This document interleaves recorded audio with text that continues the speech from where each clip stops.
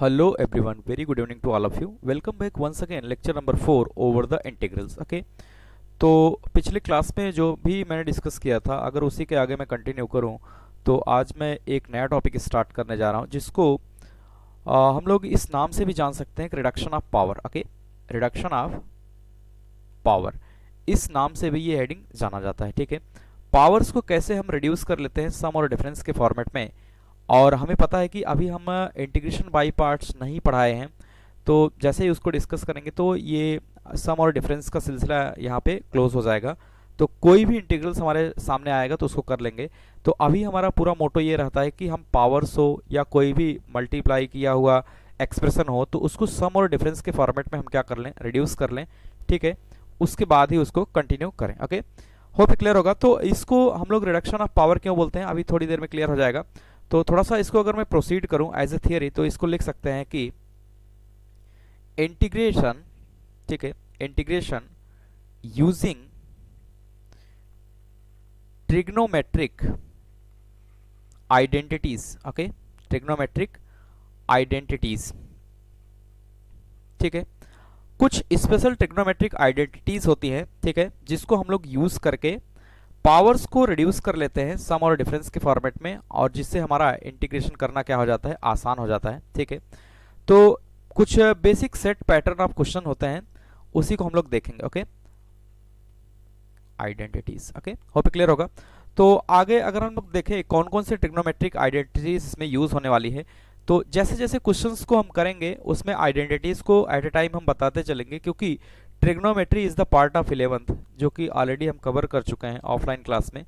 तो online class में अभी पॉसिबल नहीं है, लेकिन इंटीग्रेशन में जो भी आइडेंटिटीज का यूज होगा एट ए टाइम मैं उसको यहाँ पे एक्सप्लेन कर दूंगा कि इस स्टैंडर्ड्स को कैसे यूज करते हैं. ओके, तो अगर मैं एक क्वेश्चन से स्टार्ट करूं, ठीक है, एक क्वेश्चन से स्टार्ट करूं तो ऐसा लिख सकता हूं कि find the integration of, okay, find the integration of cos square x dx, cos square x dx. Okay, हमें अभी तक जो पता था सिर्फ इतना पता है कि integration of cos x, integration of cos x dx क्या होता है, sin x. ओके, ये बात मुझे पता है.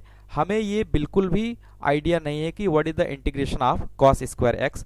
That means we need to convert the given expression cos square x in the format of sum और डिफरेंस. ओके, सम और डिफरेंस. तो हम क्या करेंगे, इसको थोड़ा सा चेंज करने का अगर मैं प्रयास करूं तो एक आइडेंटिटी जो मुझे याद आ रहा है वो ये होता है कि cos 2x को हम लोग लिख सकते हैं कि 2 cos स्क्वायर x माइनस 1. ठीक है, 2 cos स्क्वायर x माइनस 1. ऐसा क्यों कर रहा हूं मैं, क्योंकि हमें cos स्क्वायर की नीड है. तो यहां से अगर मैं देखूं तो 2 cos स्क्वायर x को मैं लिख सकता हूं कि 1 plus cos 2x, 1 plus cos 2x.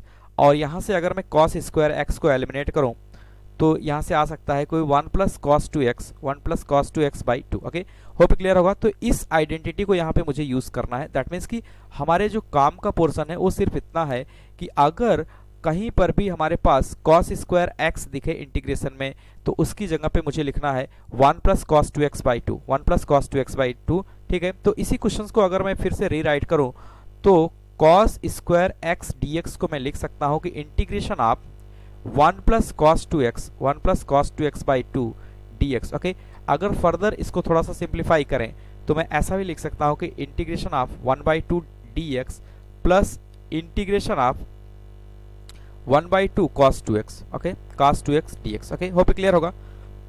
तो इसको थोड़ा सा और रीराइट करें तो हाफ को बाहर ले लें, integration of dx plus 1 by 2 integration क्या बचेगा, cos 2x dx. Okay, already इसके पहले भी ये भी मैं देख चुका हूं कि इफ गिवन इंटीग्रेशन ऑफ, ठीक है, नोट करके लिखेंगे, इस स्टैंडर्ड का यहां पे यूज है.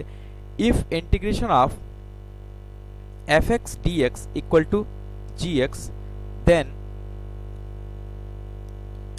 Integration of f of ax plus b dx क्या हो जाएगा, g of ax plus b upon में क्या हो जाएगा, a.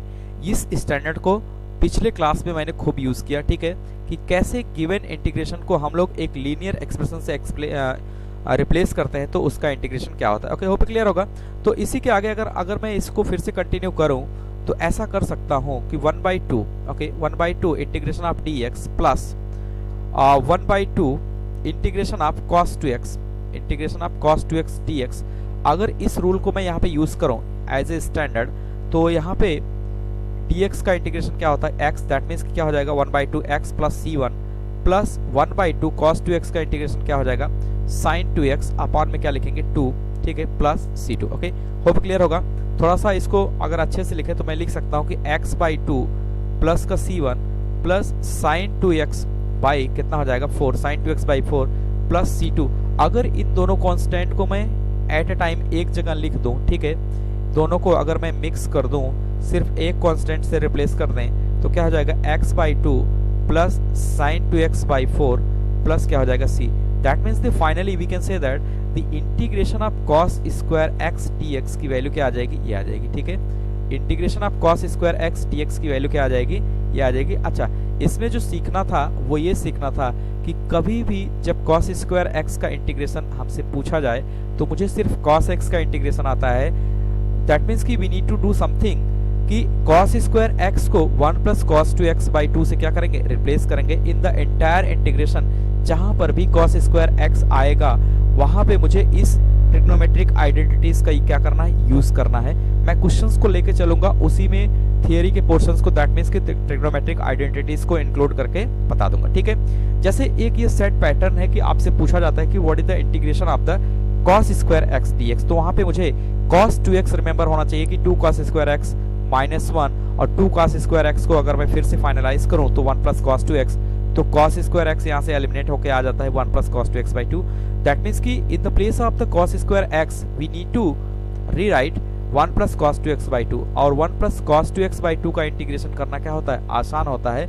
तो इससे फाइनली cos स्क्वायर x का integration x/2 plus sin 2x/4 plus c। Okay, तो ये फाइनल आंसर हो जाएगा। ओके, ये एक स्टैंडर्ड है जहां पे cos स्क्वायर x को किस तरीके से हमें यूज करना है, ठीक है। अगर मैं सेकंड टाइप की बात करूं, ओके, तो यहाँ पे ये मत समझिएगा कि ये जस्ट ए क्वेश्चन है, यहाँ पे टॉपिक है कि cos स्क्वायर x को कैसे हम लोग ट्रिग्नोमेट्रिक आइडेंटिटीज को यूज करके, यानी कि पावर्स को रिड्यूस कर रहे हैं। अब आई होप क्लियर हो गया होगा कि cos स्क्वायर x यहाँ पे है पावर, ओके, ये किस में है, पावर में है, उसको मैंने रिड्यूस कर लिया किसमें, 2x में। दैट मीन्स कि उसके पावर को क्या कर दिया, 1 कर दिया। यहाँ पे 2x की पावर क्या हो गया, 1, और यहाँ पे क्या था, cos का एक स्क्वायर फंक्शन था, जबकि यहाँ पे cos सिंगल में हो गया। ओके, तो इसीलिए इसका नाम दिया गया है कि रिडक्शन ऑफ पावर, इसको ऐसा भी बोलते हैं, या integration using the trigonometric identities. क्योंकि हमने यहाँ पे क्या किया, ट्रिग्नोमेट्रिक आइडेंटिटीज कौन सा यूज किया, cos 2x को यूज किया कि 2 cos square x minus 1,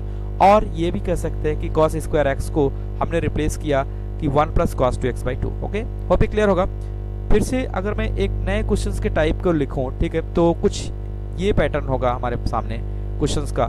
find the integration of, okay, question से ही स्टार्ट करेंगे, उसी में सारे आइडेंटिटीज को मैं समझा दूंगा। Okay, find the integration of sin 2x, okay, sin 2x cos 3x dx। Okay, ये क्वेश्चन है हमारे सामने, sin 2x cos 3x। Okay, अभी देखिए इंटीग्रेशन बाई पार्ट्स मैंने नहीं पढ़ाया है, वो थोड़ा सा बीच में आता है कि कैसे दो फंक्शंस दिए गए हैं तो उनका इंटीग्रेशन मल्टीप्लिकेशन के रूप में कैसे फाइंड आउट करेंगे। ओके, तो वो चीज़ अभी मुझे नहीं पता है, तो यहाँ पे एक चीज़ अस्पष्ट है, हालांकि ट्रिग्नोमेट्री 11th का पोर्शन है, मैं कुछ आइडेंटिटीज को यहाँ पे नोट कर दे रहा हूँ, ठीक है।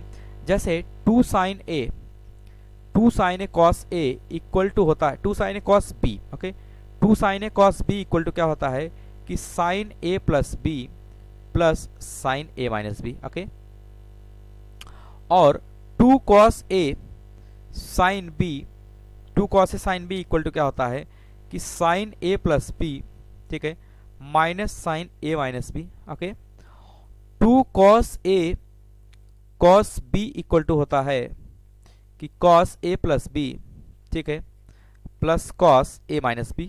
ओके, और यहीं पे अगर मैं लिखूं कि 2 sin a sin b equal to क्या होगा, तो cos a minus b, okay, minus cos a plus b। Okay, मैं थोड़ी सी हेल्प कर सकता हूं कि किस तरीके से इसको याद करना है, ठीक है।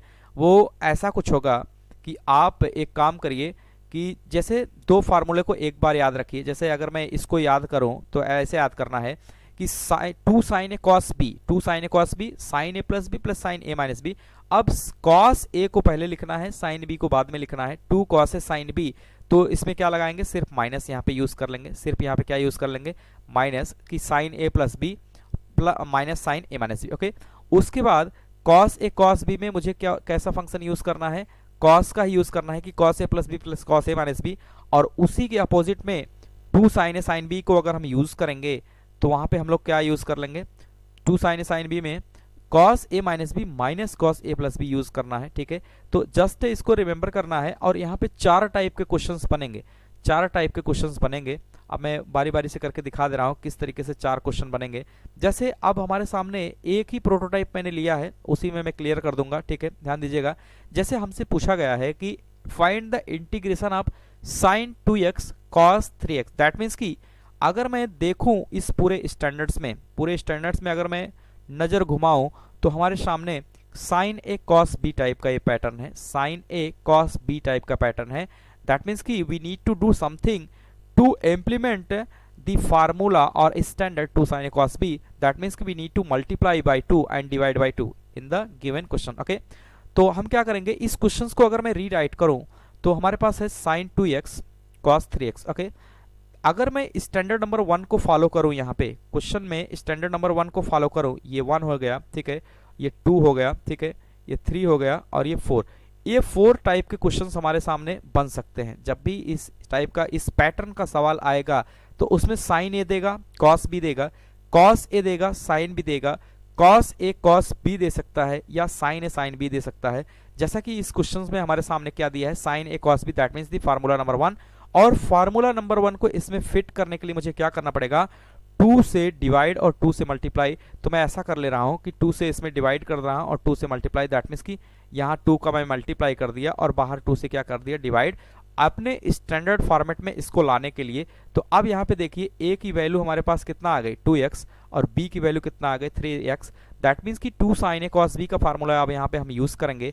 तो यहाँ से मैं लिख सकता हूँ कि हाफ को मैं बाहर रखा कंप्लीटली, द इंटीग्रेशन ऑफ, अगर मैं इसको लिखूँ 2 साइन ए कॉस बी, तो मैं लिख सकता हूँ कि sine A plus B, that means कि 2x plus 3x sine A plus B plus sine A minus B, यानी कि 2x माइनस 3x। ओके, एक स्टैंडर्ड बात मुझे और याद रखना है कि साइन माइनस थीटा, ठीक है, sine minus theta equal to होता है minus sine theta, sine minus theta equal to क्या होता है, माइनस साइन थीटा।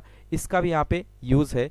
ठीक है, तो मैं यहाँ पे अब लिख ले रहा हूँ कि half of integration of sine 5x, okay, plus sine of minus x, sine of minus x, और यहाँ पे क्या लिखेंगे, dx, यहाँ पे क्या लिखेंगे, dx। ठीक है, ओके, होप क्लियर होगा। ठीक है, अब देखिए इसी को मैं थोड़ा सा आगे बढ़ा रहा हूं। अगर मैं यहाँ पे लिख दिया dx, यहाँ पे मैंने लिख दिया dx। ठीक है, अब देखिएगा अगर मैं इसको थोड़ा सा रीराइट करूं तो यहाँ से मैं लिख सकता हूँ कि इंटीग्रेशन ऑफ साइन 5x, और ये अभी मैंने कहा कि sine minus theta equal to क्या होता है, minus sine theta, minus sine x, क्या लिखेंगे यहाँ पे, dx, क्या लिखेंगे, dx। अगर फिर से इसको कैलकुलेट करें, हाफ ऑफ, ठीक है, integration of sine 5x, sine 5x dx minus integration of sine x dx। ठीक है, अगर मैं इसको और सॉल्व करूं तो मैं लिख सकता हूं कि हाफ ऑफ साइन 5x का क्या हो जाएगा, साइन 5 का क्या हो जाएगा, माइनस कॉस 5x बाई 5। कौन से फार्मूले से, कि if given the integration of fx equal to gx then the integration of f of ax plus b equal to क्या हो जाएगा, g of ax plus b by a। Okay, तो 5x by क्या हो जाएगा, 5 माइनस साइन x का क्या हो जाएगा, cos x, साइन x का क्या हो जाएगा माइनस का, यहाँ पे क्या लिखेंगे, cos x। ठीक है, इसके साथ कुछ नहीं है, माइनस को cos x लिखेंगे। अगर मैं इसको थोड़ा सा सॉल्व करूं तो 1/2 यहाँ पे आ जाएगा, minus cos of 5x by 5 plus का क्या हो जाएगा, cos x, प्लस का एक आर्बिट्री कांस्टेंट को भी इसमें ऐड करेंगे। थोड़ा सा इसको सिंप्लीफाई करेंगे तो मैं लिख सकता हूं कि minus cos 5x by 10 plus cos x by 2, cos x by 2, या 1/2 को कॉमन भी ले सकते हैं, प्लस का c, ये क्या हो जाएगा हमारा फाइनल आंसर। यानी कि अगर मैं इंटीग्रेशन की बात करूं जो हमने जहां से स्टार्ट किया था, दैट मीन्स कि यहाँ से इंटीग्रेशन आप अगर मैं लिखूँ कि sine 2x cos 3x dx की वैल्यू क्या आ जाएगी, ये आ जाएगी। ठीक है, होप क्लियर होगा। अच्छा, जो सीखना था, क्या सीखना था यहाँ पे, कि यहाँ पे सिर्फ ये सीखना है कि अगर साइन ए कॉस बी के फॉर्मेट में दिया है तो मुझे ये फार्मूला पहला वाला यूज़ करना है, कॉस ए साइन बी के फॉर्मेट में दिया है तो ये वाला यूज़ करना है, कॉस ए कॉस बी में ये, और साइन ए साइन बी में ये। दैट मीन्स कि यहाँ से अगर मैं देखूँ तो 4 टाइप के क्वेश्चंस बन सकते हैं। एक टाइप का क्वेश्चन मैंने एक्सप्लेन कर दिया। अगर 2 का मल्टीप्लाई इसमें नहीं है तो मैं क्वेश्चन में 2 से मल्टीप्लाई भी कर लूंगा और 2 से क्या कर लूंगा, डिवाइड भी कर लूंगा। होप क्लियर होगा। बिल्कुल आसान है, कुछ भी ऐसा नहीं है कि जो समझ में ना आए, बिल्कुल आसान है। बस थोड़ा सा ट्रिग्नोमेट्रिक आइडेंटिटीज का यहाँ पे यूज़ है। तो ये इतना मैं मान के चल रहा हूँ कि 11th क्लास में सभी लोगों ने ट्रिग्नोमेट्री को स्टडी किया है और फार्मूले आपको पता भी है। ठीक है, तो कनेक्ट करने के लिए मैं बीच बीच में जो भी क्वेश्चंस कराऊंगा उसमें जो भी स्टैंडर्ड का यूज़ होगा उसको मैं यूज़ करता रहूँगा। हालांकि इसका नाम ही एक रिडक्शन ऑफ पावर, कि पावर्स को कैसे हम रिड्यूस करके इसमें यूज़ कर सकते हैं। होप क्लियर होगा। ओके, तो ये सेकेंड टाइप का क्वेश्चन है कि रिडक्शन पावर में इस टाइप का आता है। ठीक है, अगर मैं थर्ड टाइप की बात करूँ, ओके, तो जैसे अगर हमारे सामने क्वेश्चन आ जाए कि find the integration of sine cube x dx। Okay, तो हमें इंटीग्रेशन पता है किसका, साइन एक्स dx का क्या होता है, minus cos x. Sine x dx का इंटीग्रेशन हमें पता है कि माइनस कॉस एक्स प्लस सी, लेकिन integration of sine cube x का मुझे नहीं पता है। दैट मीन्स कि मुझे इसके पावर्स को क्या करना पड़ेगा, रिड्यूस करना पड़ेगा। अगर मैं नोट करके लिखूं कि एक आइडेंटिटी आपको पता होगा कि साइन 3a इक्वल टू क्या होता है, 3 साइन ए माइनस 4 साइन क्यूब ए, 3 साइन ए माइनस 4 साइन क्यूब ए। ओके, तो अब यहां से अगर देखिए, अगर मैं, मुझे क्यूब का पावर चाहिए, दैट मीन्स कि क्यूब को मैं एक तरफ होल्ड कर लूंगा, तो 4 साइन क्यूब ए को मैं लिख सकता हूं सॉरी 3 साइन ए minus sine 3a, minus sine 3a। ठीक है, अगर मैं यहां से लिखूं कि साइन क्यूब ए की वैल्यू क्या हो जाएगी, 3 साइन ए माइनस साइन 3a अपान में क्या हो जाएगा, 4। तो ये स्टैंडर्ड हमें क्या करना है, यूज करना है। इस स्टैंडर्ड को हेल्प से हम साइन क्यूब को किसमें कन्वर्ट कर लेंगे, हम साइन क्यूब को कन्वर्ट कर लेंगे किसमें, एक डिफरेंस फॉर्मेट में, और ऐसे इंटीग्रेबल फॉर्मेट में हम कन्वर्ट कर लेंगे। ठीक है, तो इस क्वेश्चंस को करने का ये तरीका होगा। ऐसे कॉस क्यूब को भी हम लोग यूज करेंगे। अगर मैं यहीं पे लिखूं कि जैसे हमारे सामने आप पूछ लिया हमसे कि find the integration of cos cube x dx, तो मैं क्या करूंगा, हमें इंटीग्रेशन पता होता है कि इसका कॉस एक्स का, कि तो यहाँ पे हमें क्या करना पड़ेगा, इसको रिड्यूस करने की जरूरत पड़ेगी। तो हम क्या लिखेंगे, कॉस 3a, कॉस 3a की वैल्यू क्या होती है, 4 cos cube A, 4 cos cube A minus 3 cos A, minus 3 cos A. Okay, तो यहाँ से हम क्या करेंगे, इसको रिड्यूस कर लेंगे। दैट मीन्स कि 4 कॉस क्यूब ए को अगर मैं होल्ड करूँ, 4 कॉस क्यूब ए को मैं लिख सकता हूँ cos 3a plus 3 cos A, क्या लिख सकते हैं, प्लस 3 कॉस ए। अगर मैं यहाँ से कैलकुलेट करूँ कि कॉस क्यूब ए, कॉस क्यूब ए को मैं क्या लिख सकता हूँ कि कॉस 3a, ठीक है, प्लस 3 कॉस ए अपान में क्या लिख देंगे, 4, अपान में क्या लिख देंगे, 4। तो डरने की बात नहीं है, इस तरीके से हम क्या करेंगे, अपने काम को आसान बना लेंगे। यानी जब भी हमसे ये पूछा जाए कॉस के फॉर्मेट में, तो हम इस फॉर्मूले की हेल्प से मदद ले सकते हैं। ओके, तो जैसा कि अभी मैंने क्वेश्चन लिया है, मैं एक क्वेश्चन इसमें से कर दे रहा हूँ कि जैसे साइन क्यूब वाले को मैं कर दे रहा हूँ, कॉस क्यूब को भी इसी तरीके से हम प्रोसीड कर सकते हैं। ठीक है, तो मैं रीराइट कर रहा हूँ कि इंटीग्रेशन ऑफ, ओके, रीराइट कर रहे हैं कि इंटीग्रेशन ऑफ साइन क्यूब ए, ठीक है, साइन क्यूब एक्स dx। ठीक है, तो इसको मैं क्या लिख सकता हूं, इसकी जगह पे मैं लिख सकता हूं कि integration of 3 sine x minus sine 3x by कितना लिखेंगे, 4d ऑफ x। ओके, ध्यान दीजिएगा यहाँ पे मैंने कौन सा फार्मूला यूज किया, साइन 3a को यानी कि एज ए आइडेंटिटी यूज करके साइन क्यूब ए निकाल लिया, 3 sine A minus sine 3a by 4। तो यहाँ से x ए की जगह क्या लिखा है, x। तो मैं इसको स्प्लिट करूंगा, तो मैं यहां से लिख सकता हूं कि इंटीग्रेशन ऑफ 3/4 साइन एक्स, ठीक है, dx minus integration of 1/4, integration of 1/4 sine 3x dx। Okay, just a calculation, इसको कैलकुलेट कर लेंगे। ठीक है, अगर मैं इसको और थोड़ा सा सॉल्व करूं, कांस्टेंट को बाहर निकाल लूंगा, 3/4 the integration of sine x dx। Okay, integration of sine x dx minus 1/4 integration of sign 3x। Okay, फिर से वही रूल हमारे सामने आ गया कि इंटीग्रेशन गिवन है कि f x equal to g x, then what is the integration of f of a x plus b, तो क्या हो जाएगा g of a x plus b, और इंटीग्रेशन अपान में क्या हो जाएगा ए। तो यहाँ से मैं क्या लिख दूंगा कि 3/4 और साइन एक्स का इंटीग्रेशन क्या होता है माइनस का कॉस एक्स, माइनस का क्या हो जाता है कॉस एक्स, ठीक है, माइनस 1/4 साइन 3x का इंटीग्रेशन क्या हो जाएगा cos 3x/3, cos 3x/3 plus का फाइनल आर्बिट्री कांस्टेंट हमने c1 c2 को मिला के c ही रख दिया, ठीक है। तो थोड़ा सा इसको फाइनलाइज करें तो -3/4 cos x, ठीक है, और -1 बाई क्या लिखेंगे 12। अच्छा, यहाँ से एक चीज और देखना है मुझे कि साइन है, साइन का क्या होता है माइनस कॉस एक्स, साइन का क्या होता है माइनस कॉस एक्स, तो माइनस माइनस यहाँ पे क्या हो जाएगा प्लस, तो क्या लिखेंगे 1/12 cos 3x, 1/12 cos 3x plus c, ये क्या हो जाएगा आंसर। दैट मीन्स कि अगर मैं यहाँ पे लिखना चाहूँ कि ये इंटीग्रेशन किसका है, ये इंटीग्रेशन है sine cube x d x. Okay, hope clear होगा, बिल्कुल आसान है, बस हमें फार्मूले को रिड्यूस करना आना चाहिए, किस तरीके से हम क्वेश्चंस को रिड्यूस कर पाएंगे, ये हमारा क्या हो जाएगा final answer. Okay, hope clear होगा।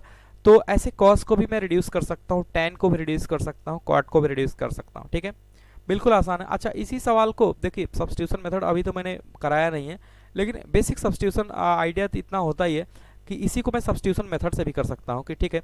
तो अगर मैं यहाँ पे लिखूँ मेथड नंबर 2, ठीक है, मेथड नंबर 2, तो इसको बाय सब्स्टिट्यूशन मेथड, ठीक है, बाय सब्स्टिट्यूशन मेथड, कल की क्लास में इसी पे लूंगा सब्स्टिट्यूशन मेथड, फिर भी मैं यहाँ पे करा दे रहा हूँ, समझ में आ जाएगा, कुछ भी ऐसा नहीं है सब्स्टिट्यूशन में जो समझ में ना आए, मैं कल इस पे क्लास लूंगा, ठीक है। जैसे अगर sine cube x d x है तो इसको मैं लिख सकता हूँ कि sine square x into sine x d x. Okay, hope clear होगा, पावर्स ऐड हो जाएगा, क्यूब हो जाएगा। ओके, अगर मैं इसको लिखूँ तो मैं लिख सकता हूँ कि 1 माइनस कॉस स्क्वायर एक्स, ठीक है, क्योंकि sine square theta equal to क्या होता है 1 माइनस कॉस स्क्वायर थीटा, और ऐसे कहे कि sine square theta plus cos square theta equal to 1, that means कि sine square theta equal to 1 minus cos square theta. तो यहाँ से मैं क्या कर सकता हूँ कि sine x, okay, sine x d x. तो अगर मैं यहाँ से अब देखूँ, let assume that cos x equal to t, okay, यही सब्स्टिट्यूशन मेथड है, कल मैं इस पे बात करूंगा। अगर केवल आप यहाँ पे इतना ही सीख लें कि हमने मान लिया cos x equal to t, अगर मैं इसको डिफ्रेंशिएट करूँ तो cos x का क्या हो जाएगा minus sine x d x equal to क्या हो जाएगा डी टी, दैट मीन्स कि minus sine x d x की जगह हम क्या लिखेंगे डी टी। अगर यहाँ से मैं ये देखूँ कि sine x d x equal to क्या हो जाएगा माइनस डी टी, तो हमारा क्वेश्चन किस तरीके से कन्वर्ट हो जाएगा, कल मैं इसको डिटेल में इसी पे बात होगी, पूरा क्लास इसी पे रहेगा। 1 माइनस कॉस एक्स को हमने टी माना है तो क्या लिखेंगे टी स्क्वायर, और क्या लिखेंगे माइनस का डी टी, दैट मीन्स कि साइन एक्स डी एक्स की जगह हम क्या प्लेस कर देंगे माइनस का डी टी, माइनस को मैं बाहर निकाल ले रहा हूँ तो क्या हो जाएगा 1 minus T square D T, 1 minus T square D T. अगर मैं इसको इंटीग्रेट करूँ तो ऐसा लिख सकता हूँ कि integration of 1 D T minus T square D T, ठीक है।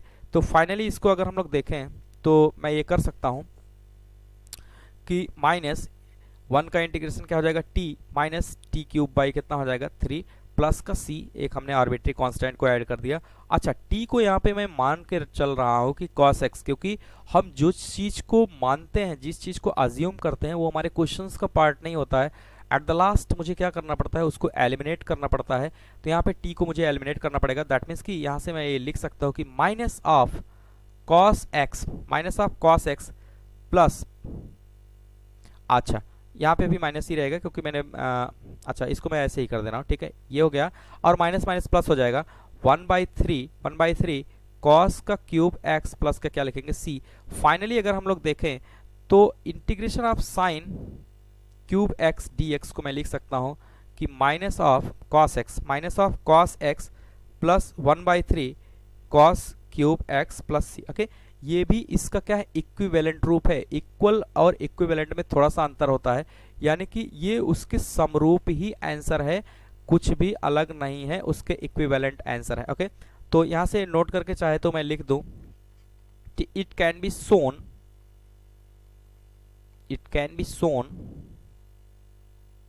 Using trigonometric identities that both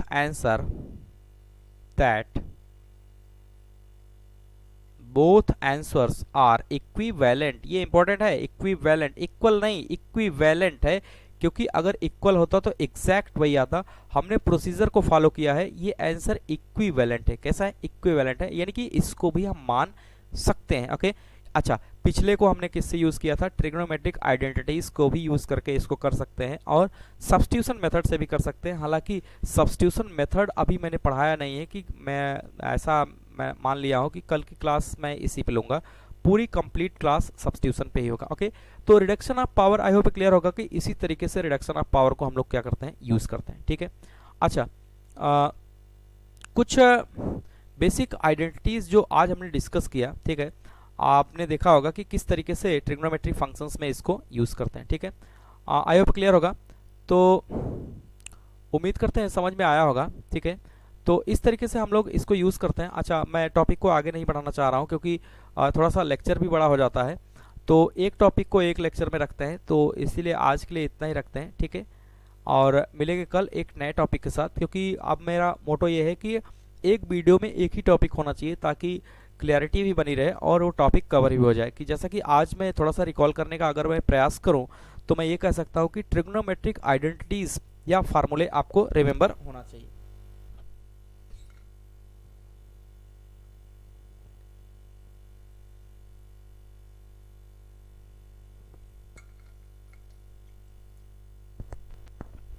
okay, hope clear होगा। तो जो भी ट्रिग्नोमेट्रिक आइडेंटिटीज, रिलेशनशिप या फार्मूले हैं, उसको मुझे रिमेंबर करना है। जैसे इसमें 4 टाइप के सवाल बनेंगे, जैसे कि मैंने बताया था कि 2 sin a cos b में 4 टाइप के क्वेश्चंस बनेंगे, cos स्क्वायर, sin स्क्वायर या tan क्यूब। इस तरीके से हमें फार्मूला अगर याद रहेगा तो हम उसको बखूबी फाइनल आंसर तक अंजाम दे सकते हैं। ओके, होप क्लियर होगा। अच्छा, तो अगर मैं वीडियोस की बात करूं तो प्लेलिस्ट प्रॉपर बन ही रही है। ठीक है, और इंटरनेट आज कनेक्ट है, तो यहाँ से आप देख सकते हैं कि जैसे ही चैनल पे विजिट करेंगे तो ओपन हो जाएगा, और प्रॉपर प्लेलिस्ट है, आप यहाँ से देख सकते हैं। तो जैसे अगर मैं वीडियो नंबर 3 की बात करूँ, इसको अगर थोड़ा सा इंटरनेट अगर चल रहा होगा तो चल जाएगा। ठीक है, तो हेलो देखिएगा, वेरी गुड इवनिंग टू।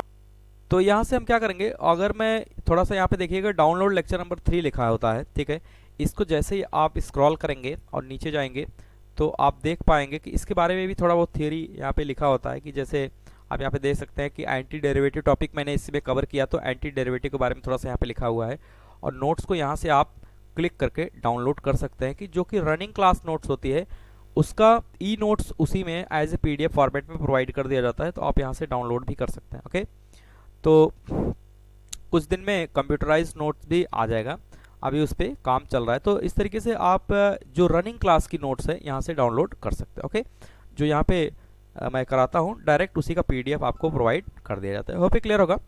तो ये नोट्स आप जो है यहाँ से इस लिंक से डाउनलोड कर सकते हैं। हालांकि हर एक वीडियो में जो भी कंटेंट होता है हम एज ए PDF उसको प्रोवाइड कर देते हैं 1-2 घंटे के बाद। ओके, तो उम्मीद करते हैं समझ में आया होगा। ठीक है, तो मिलते हैं कल एक नए टॉपिक के साथ। ठीक है, जो कि काफ़ी अच्छा होगा। जिस तरीके से आज हमने रिडक्शन ऑफ पावर्स को देखा, उसी तरीके से रिडक्शन ऑफ पावर एक इम्पॉर्टेंट टॉपिक है, क्योंकि इसमें 11th क्लास में पढ़ी हुई ट्रिग्नोमेट्रिक आइडेंटिटीज़ और फार्मूले को यूज़ करता है, जो कि लोग भूल चुके होते हैं। तो फिर से मुझे यहाँ रिकॉल करने की ज़रूरत पड़ती है, तो मैं रिकॉल कराता रहूँगा और डिफरेंट टाइप के क्वेश्चंस जैसे बनते हैं उसको कराता रहूँगा। ठीक है, होप क्लियर होगा। मिलते हैं कल, तब तक के लिए bye bye, good night, thank you.